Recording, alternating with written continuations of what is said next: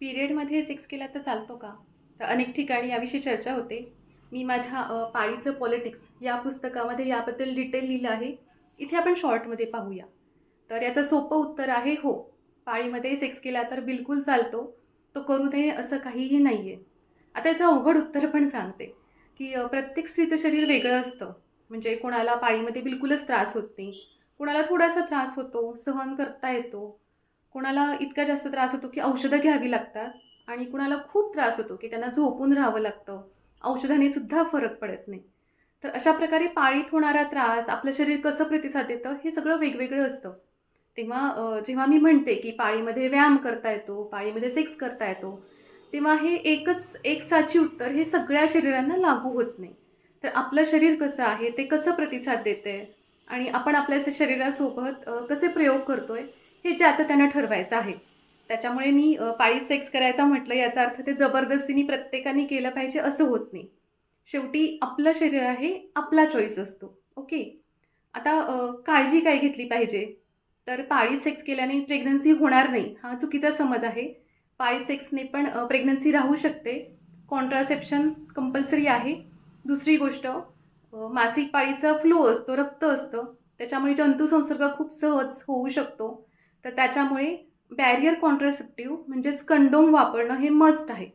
तर कंडोम हे 2 गोष्टींसाठी कंपल्सरी वापरलं पाहिजे. एक तर जंतुसंसर्ग होऊ नये आणि दुसरी गोष्ट प्रेग्नन्सी राहू नये म्हणून. ओके. तिसरी गोष्ट, सेक्स म्हणजे प्रत्येक वेळेस लिंगप्रवेश योनीमध्ये पुरुषाचा लिंगप्रवेश असा नसतो. सेक्स हा हे सगळं सोडून खूप साऱ्या गोष्टी त्याच्यामध्ये येतात. सेक्स हा मोठा शब्द आहे. ती मोठी संकल्पना आहे. म्हणजे एकमेकांना किस करण्यापासून, सोबत पडून राहणे, एकमेकांना मॅस्टरबेट करून देणे, हे सगळं सेक्समध्ये येतं. तर त्याच्यामुळे पाळीमध्ये जेव्हा आपली जोडीदार थकलेली दिसतीये, तिचा मूड चांगला करण्यासाठी आपल्याला जेव्हा तिला काही द्यावं वाटतं, तेव्हा सेक्सचे हे वेगवेगळे प्रकार आपण ट्राय करू शकतो. तिला जे कम्फर्टेबल आहे, तिची जी चॉईस आहे, तिची ज्या गोष्टींसाठी कन्सेंट आहे, त्या गोष्टी. ओके. चौथी गोष्ट, सेक्सचा फायदा होतो का काही? नक्कीच होतो. जेव्हा स्त्रीला ऑर्गॅझम होतो, तेव्हा आपलं जे गर्भाशय असतं, युटेरस इंग्लिशमध्ये ज्याला म्हणतो, तर त्याचे स्नायू कॉन्ट्रॅक्ट होतात आणि त्याच्यामुळे रक्त हे लवकर बाहेर पडतं. म्हणजे जी मासिक पाळी कदाचित 4-5 दिवस चालत असेल, ती कदाचित 2-3 दिवसामध्ये संपूही शकते. सगळ्यांचं होईल असं नाही. पण जेव्हा ऑर्गॅझममुळे युटरस कॉन्ट्रॅक्शन होऊन लवकर रक्त बाहेर पडतं, लवकर पाळी संपू शकते. हा पहिला फायदा. दुसरा फायदा, ऑर्गॅझम झाल्यामुळे हॅपी हॉर्मोन्स सिक्रेट होतात. म्हणजे आपल्याला ज्यांनी चांगलं फील होईल असे केमिकल्स मेंदूमध्ये पाझरतात. त्याचा फायदा होतो की जे स्ट्रेस असतो, काळजी असते, ती दूर होते, छान फील होतं, थकवासुद्धा जातो आणि थोडा उत्साह वाटतो, छान वाटतं. तर हा महत्त्वाचा फायदा.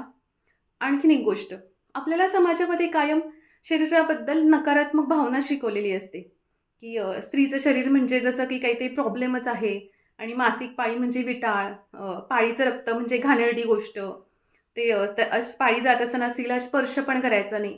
असं इतकं आपल्या मेंदूमध्ये लहानपणीपासून शिकवलं गेलं असतं, कंडिशनिंग झालं असतं. तर प्रत्येक स्त्रीला स्वतःच्या शरीराबद्दल खूप नकारात्मक भावना असतात. त्या नकारात्मक भावना दूर करून शरीरावर प्रेम करणे हा स्त्रीसाठी खूप मोठा प्रवास असतो आणि त्या प्रवासामध्ये पाळीमध्ये सेक्स करणं हा एक महत्त्वाचा टप्पा आहे. म्हणजे आपण आपल्या शरीराला फक्त स्वीकारतच नाही, मासिक पाळीमध्ये सुद्धा आपण आपल्या शरीरावर प्रेम करू शकतो. आपल्या डोक्यातला तो पाळीबद्दलचा जो स्टिग्मा आहे, की पाळी म्हणजे काहीतरी घाणेरडं आहे, ते पूर्णपणे काढून टाकून आपण स्वतःला हे नैसर्गिक आहे म्हणून स्वीकारतो. सोबतच आपला जोडीदारसुद्धा ह्या आपल्या स्वीकारण्यामध्ये, स्वतःवर प्रेम करण्यामध्ये भाग घेतो. आपला जोडीदारसुद्धा आपल्या मासिक पाळीतल्या शरीराला मिठी मारतो, प्रेम करतो, सेक्स करतो. तेव्हा हे सगळं साजरं करणं असतं. म्हणजे आपलं अस्तित्व, आपल्या नैसर्गिक प्रक्रिया. तर ह्या सगळ्या साजऱ्या करण्या हे साजरं करणं ही खूप सुंदर गोष्ट आहे. त्याच्यामुळे पाळीतला सेक्स ही मला खूप महत्त्वाची गोष्ट वाटते.